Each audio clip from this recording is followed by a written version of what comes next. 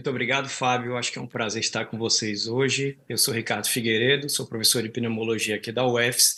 Eu acho que o mais importante aqui é que eu vou fazer uma apresentação extremamente prática, como você me pediu, baseada na clínica, muitas vezes com os fatores de maior predição de resposta ao tratamento para tosse. Então, acho que é importante a todos aqui sabermos que nós estamos lidando com uma macro tendência da sociedade moderna, que é uma sociedade que tem piora de hábitos alimentares, de muitas vezes de estilo de vida, e com isso há uma tendência de um aumento crescente das desmotilidades do aparelho digestivo e do refluxo gastroesofágico. Então, assim, o que eu vou pedir para vocês é que tudo que eu vou apresentar para vocês aqui está direcionado especificamente para tosse. Isso não quer dizer que não funcione para manifestações de esofagite erosiva, mas eu vou fazer minha apresentação focada na tosse para que nós não caiamos na falácia de simplificar um tratamento ou uma conduta que é extremamente complexa. Esse é o meu conflito de interesse em relação a esse assunto. Vamos começar com um caso clínico. Então, nós temos uma mulher de 68 anos de idade, tem um diagnóstico de esclerose sistêmica. Como o Fábio falou, eu sou coordenador de um centro de referência em doenças pulmonares intersticiais.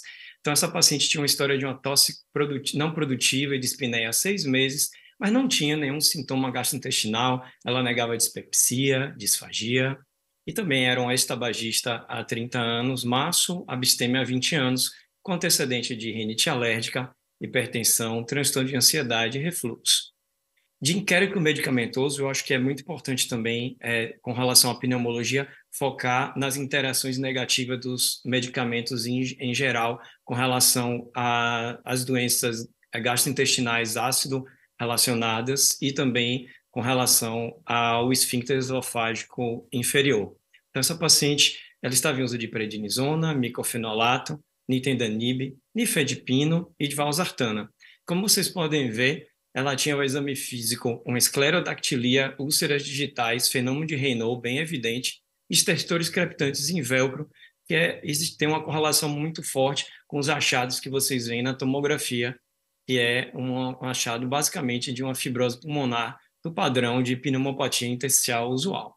Isso também é um fator que está muito relacionado à tosse.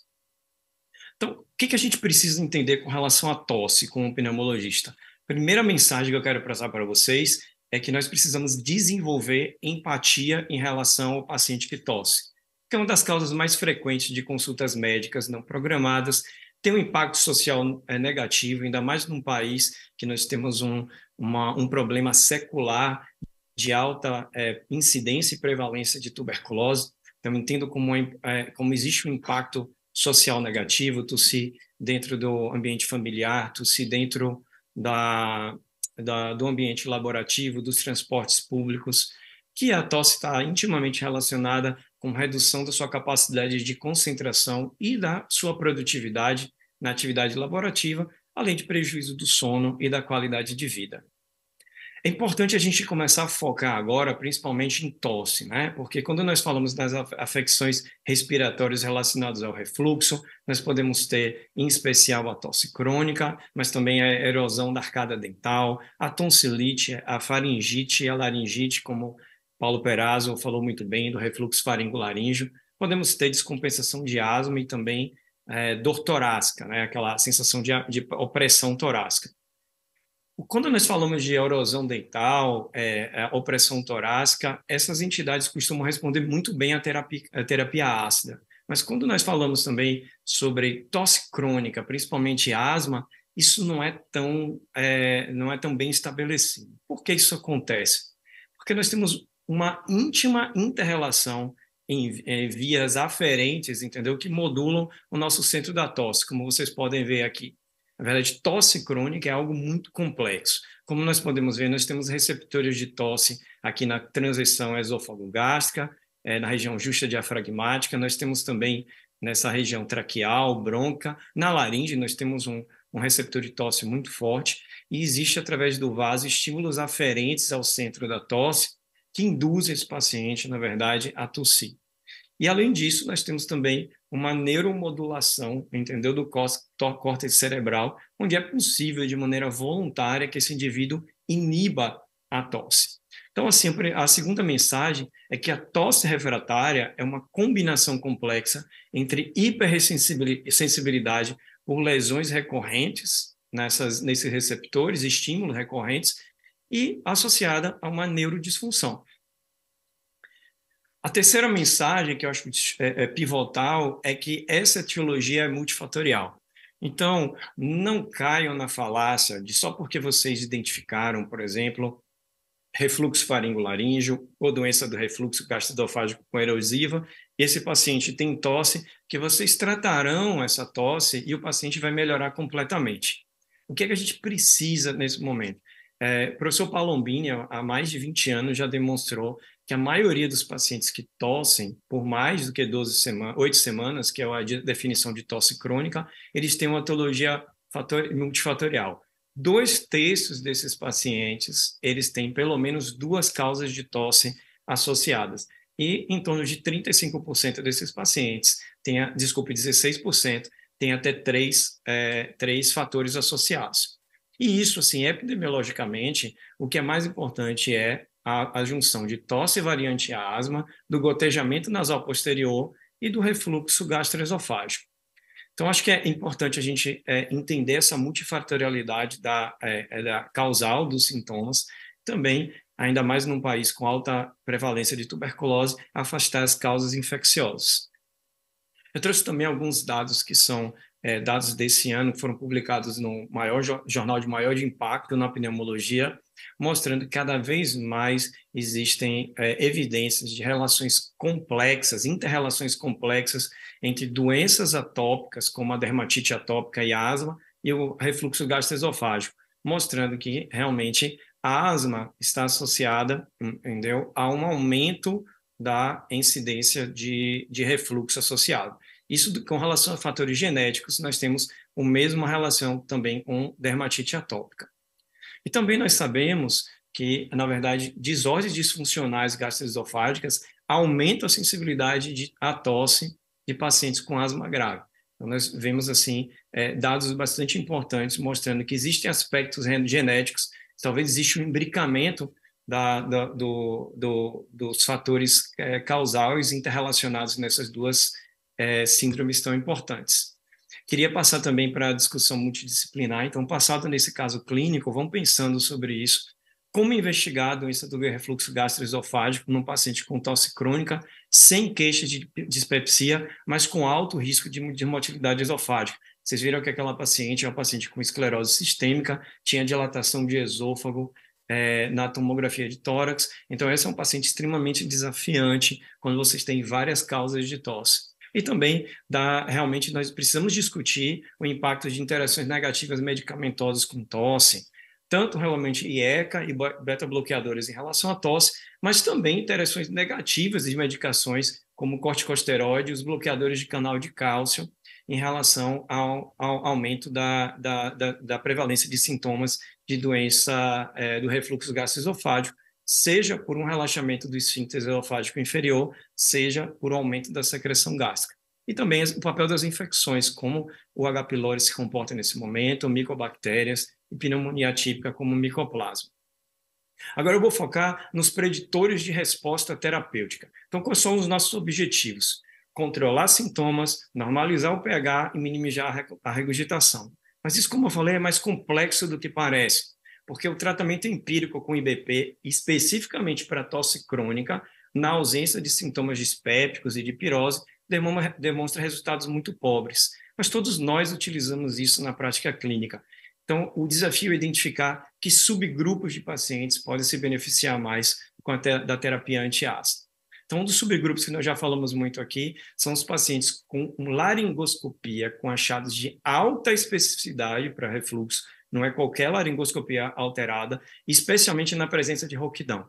Então, esse subgrupo se correlaciona a uma resposta satisfatória à terapia com os IBPs.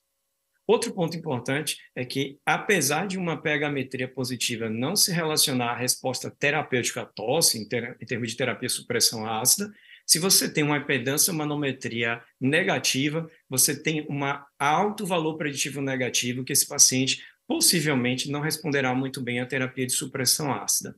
E também que existe pouco benefício sinérgico da associação entre IBP e antagonistas de H2, principalmente em relação à tosse.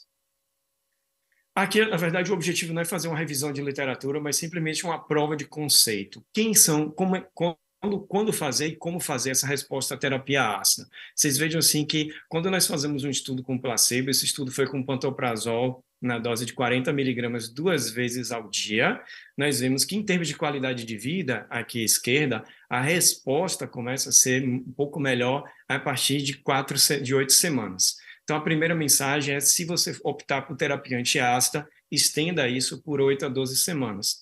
E você vê que com relação à escória de tosse, essa mudança ela tende a ser um pouco mais tardia. E neste caso específico, não foi estatisticamente significante. Então, assim, o que a gente tem que entender é que se você trata esse paciente que tem tempo curto, em termos de 4 semanas, metade desses pacientes eles terão uma resposta, enquanto você chega até 85% em 8 semanas. E também uma coisa super importante é alinhar as expectativas em relação à eficácia da resposta ao tratamento e o tempo de resposta também com o paciente. Não prometer que só porque esse paciente ele tem refluxo faringolaríngeo ou doença do refluxo, que a tosse melhorará, porque nós sabemos que isso é multifatorial. Outro estudo bem importante foi esse estudo, que foi um estudo também, uma revisão sistemática de 9 estudos com 662 pacientes. A gente sempre tem uma dificuldade com esses estudos por populações muito heterogêneas, então é importante a gente ter muito cuidado com a análise de subgrupos. Mas só para mostrar para vocês aqui, nessa revisão, o que foi extremamente discriminativo entre ganho terapêutico em termos de tosse, independente da terapia que foi utilizada, foi justamente se o paciente tinha achados de exposição ácida patológica esofágica. Então, novamente com vocês, se esse paciente ele tiver poucos sintomas, mas tiver esofagite erosiva, evidências endoscópicas de esofagite erosiva, a chance de ganho terapêutico desses pacientes, eles atingem até 35%.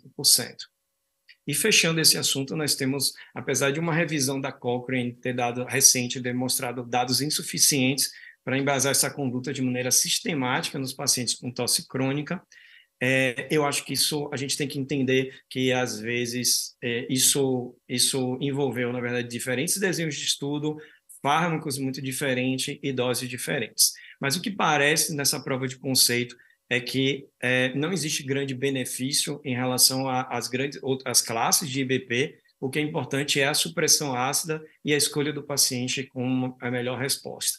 A gente tem que ter um pouco de cuidado aqui em diferenciar, por exemplo, tosse com laringoespasmo, porque laringoespasmo pode ser uma coisa mais grave. Então, nós temos algumas evidências, por exemplo, principalmente pacientes com epilepsia, que a gente deve ser mais agressivo, porque isso está relacionado à morte súbita. Se tem pacientes com doenças musculares, aqui a gente tem evidência com esclerose lateral amiotrófica, Ehlers-Danlos, que esses pacientes eles podem ter realmente uma evolução desfavorável do ponto de vista respiratório, e se o paciente tem realmente já um distúrbio de sono, com apneia bem detonada, apneia grave, a gente tem que tratar também a apneia e o refluxo de um pouco de com mais agressividade. Então, eu queria trazer para vocês, na segunda parte dessa discussão multidisciplinar, acho que a equipe da Otorrino já falou bem sobre isso, mas eu queria que eles falassem um pouco mais quais são os achados na laringoscopia que vocês consideram altamente específicos, e a gente vai discutir também quais são os subgrupos que mais se beneficiam de um teste terapêutico com IBP. E também, eu acho que Bravin também já falou bastante sobre o papel da impedância, a impedância pH-metria nesses casos, para introduzir terapia antiácida, mas também eu queria que ele falasse um pouco mais sobre se isso prevê realmente resposta à indicação cirúrgica, para, em vez, talvez, no futuro, a gente programar que pacientes é que você vai manter IBP prolongado, mas concentrar a terapia cirúrgica endoscópica ou por vídeo naqueles pacientes que responderam bem à terapia antiácida e quando você desmama o IBP, eles persistem com retorno dos sintomas. E já fechando minha participação, eu queria mostrar para vocês que a nossa vida realmente não é fácil, existe mesmo multidisciplinaridade, porque nós temos em 50% dos casos não tem associação entre refluxo e tosse, especificamente. Isso nós já sabemos há mais de 10 anos, os estudos só reproduzem isso, e que em torno de 14% dos pacientes têm tosse relacionada a refluxo ácido, mas nós temos também o mesmo número, 14,3%, que tem refluxo, na verdade, não ácido, e uma interseção em 17% em relação a isso. Então, o que eu quero mostrar para vocês, talvez isso explique por que realmente nós não podemos simplificar a solução da tosse por apenas terapia antiácida. E isso fica bem claro com os estudos que usaram impedância pH-metria, mostrando que, às vezes, nós temos pacientes que, após um episódio de refluxo, em torno de 80 segundos depois, desenvolvem tosse, mas nós temos também o contrário, né? Pacientes que tossem e, com isso, aumenta a pressão intraabdominal, entendeu? Pressionam, na verdade, o estômago e eles desenvolvem refluxo logo depois. Então, isso geralmente, quando acontece, a tosse antes do episódio de refluxo, ela é um pouco mais rápida, mas a gente tem que saber que, às vezes, para você melhorar a esofagite, você também tem que melhorar essa tosse. A gente pode discutir um pouco mais sobre isso com vocês. Então, eu acho que já falamos muito sobre neuromodulação também, e eu queria terminar, na verdade, com uma frase de Cyril Wendell Osler, que já desde o século XIX ele já postulava que não existe, na verdade, medicina de qualidade sem o foco no paciente, sem multidisciplinaridade, porque variabilidade é uma lei da vida, e como não existe duas faces iguais, então nenhum corpo é igual, e assim dois indivíduos não reagem ou se comportam de forma idêntica como sobre uma condição anormal que nós conhecemos como doença.